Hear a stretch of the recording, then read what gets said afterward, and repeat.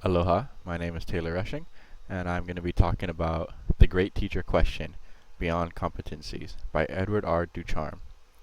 So, Mr. Ducharme talks about 6 points or 6 keys that make a great teacher.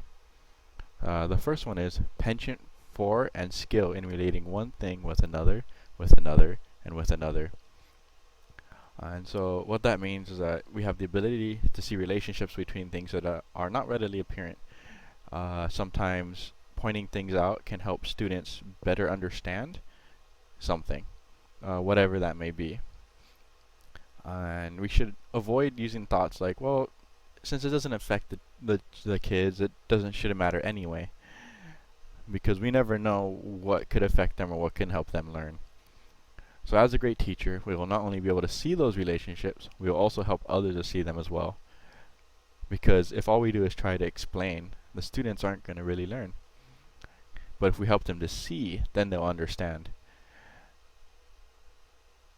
And so, if we are able to teach our students about something using something that seems unrelated, if we could show them that everything goes together, that maybe they'll find that point where that'll help them learn. So, point number 2 is lack of fondness for closure, or put another way, fondness for questions over answers. And so, one of the things he points out is that to be a great teacher, we must love questions more than answers. Because not all answers give us relief. Sometimes they give us more stress, more problems, or just lead to more questions that just don't have answers. And for us to better ourselves as teachers, we must always question ourselves. We'll be asking, well, what could I have done different? Or what could I do better? Or how can I help this student better? And then find the answers for ourselves. Not just go to someone and be like, so what's the answer for this? Because if we rely only on them, how are we going to learn? And also, if we always give the answers to our students, how are they going to learn? If we give answers, we block their growth. We block how well they grow. And we make it hard for them later in life. But if we give them little hints to help them get going, to maybe help them start looking for themselves, and they find the answers themselves, they will grow, and they will grow quickly.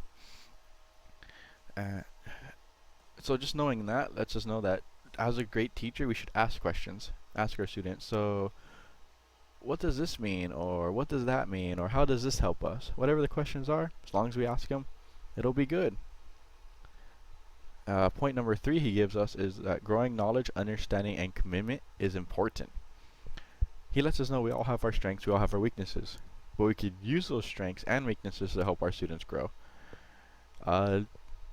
Sometimes everyone tends to learn differently. Some students learn through different mediums, as they're called. And some examples are some learn through music, some learn through videos, some are hands-on, some are reading. And that's only to name a few. There's many more.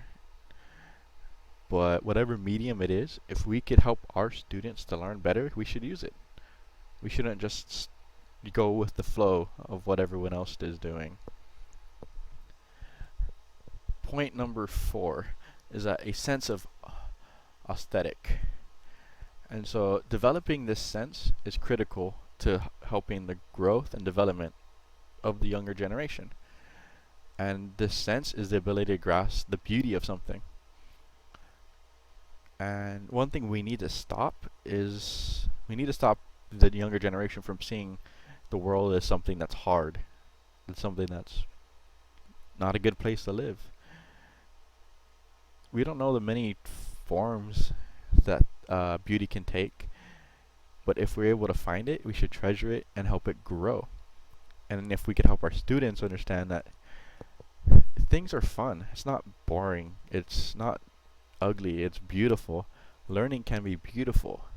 If we could help them understand that and grasp that knowledge, we could help them grow so much quicker. Point number 5 is willingness to assume risks. Sometimes we have to avoid the norm of what the world tells us and take a risk. Sometimes the risk can be hard, but if we do succeed in it, it's going to help our students just flourish. And it doesn't always have to be some big, wild, and crazy a risk. It could be something small. Maybe using a different book than what the schools or the world's trying to tell you. Whatever the case is, if we decide to take a risk, we should use some caution. But taking the risk is another point of a great teacher, because it shows how much we care for the students. And then the final point that he gives us is at homeness in the world.